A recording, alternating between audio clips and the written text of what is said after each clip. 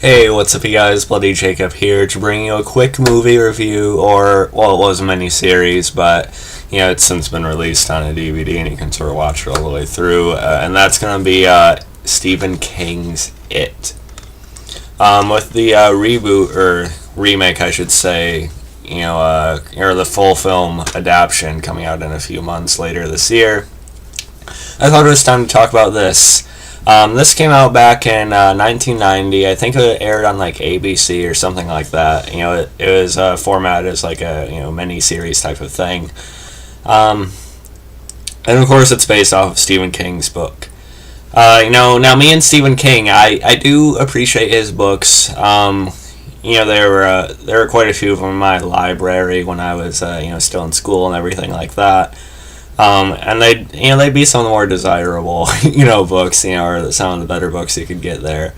I'll admit I was younger, so I didn't always have the patience, to read the 1,000 pages or whatever.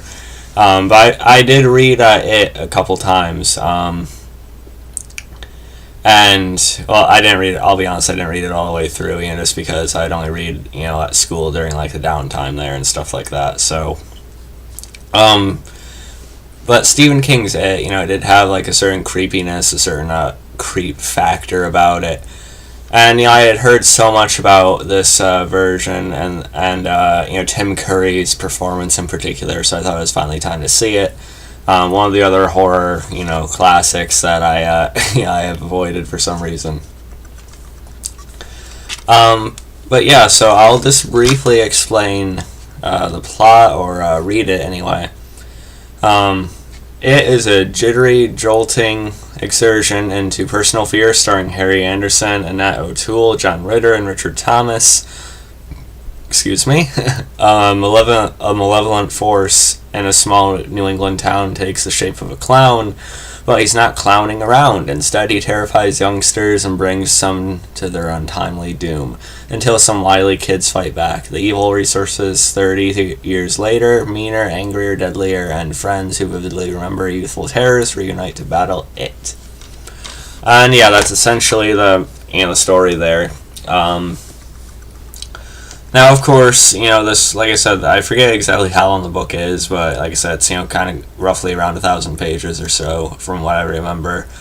It's about that thick or something like that. So it was, it is kind of, cut them a little bit of slack just because it's them trying to cram it into about 4 hours. I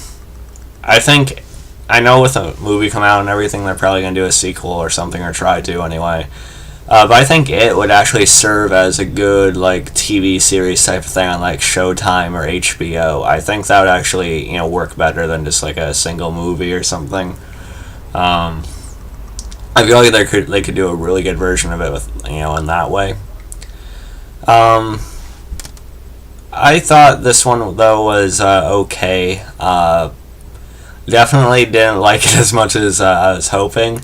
It was a bit underwhelming to me, honestly. But there were things I liked about it. The best part of the movie is probably when they're still, in their childhood, when we see that initial story, that first half of the movie.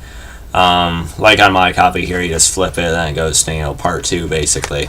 When they're fully adults and everything. But it's definitely a more entertaining story, I think, when they're still kids. And you see them all getting kind of bullied, or how their lives are sort of messed up in different ways, how they come together, because of that. So that initial story, is fine. You even get Emily Perkins, playing Beverly as a little girl. Emily Perkins, of course, I know her from, Ginger Snaps and things like that, so it's nice to see her in this. And a lot of the child actors are pretty good in this. You even have like a really young Seth Green and stuff like that. I like the young actor playing Ben there. But when it goes to their adult story, it's not quite as entertaining. They come off a little bit more dull. I don't know, something about it just doesn't work quite as well. But they still have some decent actors in there, like John Ritter as Ben, as a grown-up Ben, is probably the best. And then the guy who plays Bill, let me see if I can find his name. Yeah, Richard Thomas, he does fine as well. And Annette O'Toole, she's alright. Of course, a lot of people knew her later on in like Smallville and things like that. She's fine too. But it just definitely comes off a lot more dull than when they were kids. And Tim Curry is fun to watch as Pennywise for a little while. He is weird. You can tell he did put a lot of energy into it, which I did appreciate. But unfortunately, I'm just not really crazy about him, honestly.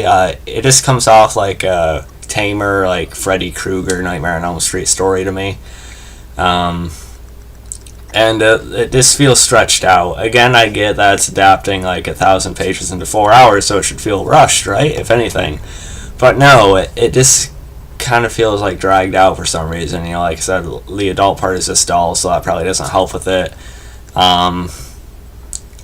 It's just it was kind of a chore to watch for me, honestly.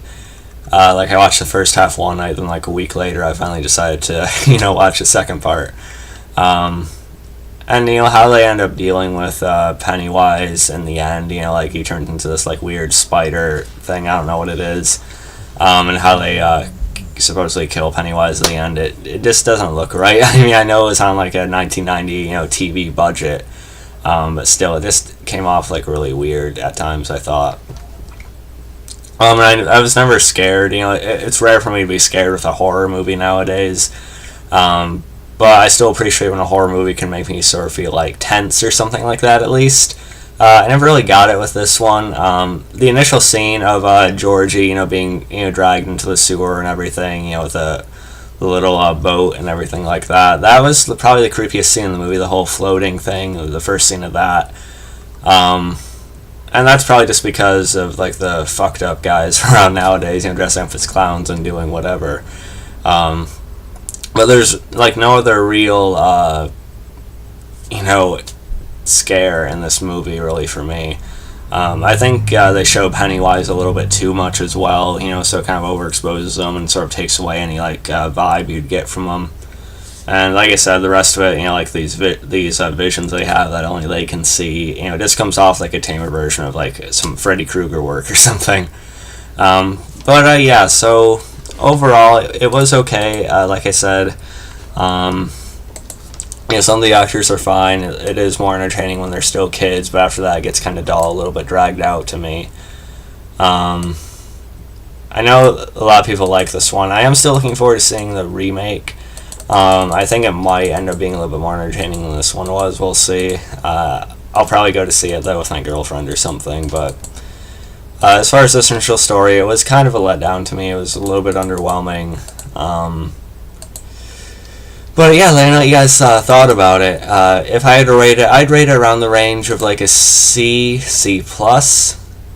Probably closer to a C, honestly. It just didn't really work for me too much, but it is what it is, I guess. Let me know what you guys thought about it, and follow me on Facebook, Twitter, subscribe, and I'll catch you guys next time. Got a Godzilla review coming today, as well as Tokyo Ghoul review coming tomorrow, so be on the lookout for that, and I'll catch you guys next time. Peace.